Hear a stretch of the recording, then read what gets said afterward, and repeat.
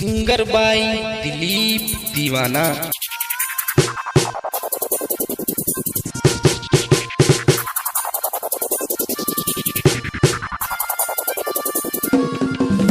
ये दुर्गे मजल दीदी गोदी मेला लाना माललन मा ए बजिनिया के हाथ जोड़ी करई छिया रजिया यह रजिया लुटला लाके जोगिनिया एकरा कोखिया के जई। ये दुर्गे मजल दीदी गोदी मेला लाना माललन मा ए बजिनिया के दुर्गे मजल दीदी गोदी मेला लान माललन मा होई कोढ़िया के। Music by Lakshmi Pasmankar, Jaiha Bazaar.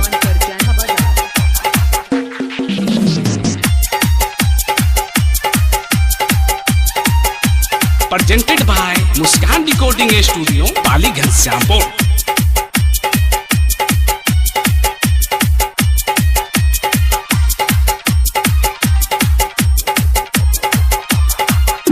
सब लोग कहैया मैया एकरो बजनिया ये एकरो बजनिया ये।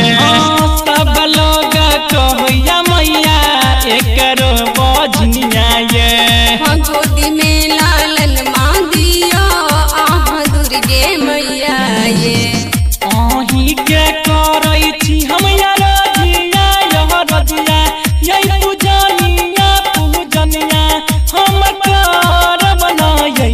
ये दुर्गे मजल दीदी गोदी मेला लाना माललन मा ए बजिनिया के ये दुर्गे मजल दीदी गोदी मेला लाना माललन मा ए बजिनिया के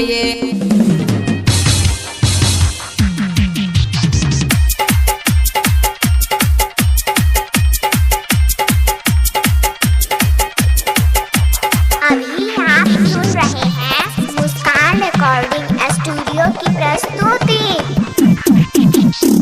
कहैया गायक दिलीप गरलिया अहीं के दुर्गे मैया ये अहीं के दुर्गे मैया ये। कहैया गायक दिलीप गरलिया अहीं के दुर्गे मैया ये। कहिया ये बैया हाय मैया ने तुके ये गन माये अहीं के करई छी हम यार रजिया यह रजिया यही पूजनिया पूजनिया हम करब नई। ये दुर्गे मजल दीदी गोदी मेला लाना माललन मा ए बजिनिया के ये दुर्गे मजल दीदी गोदी मेला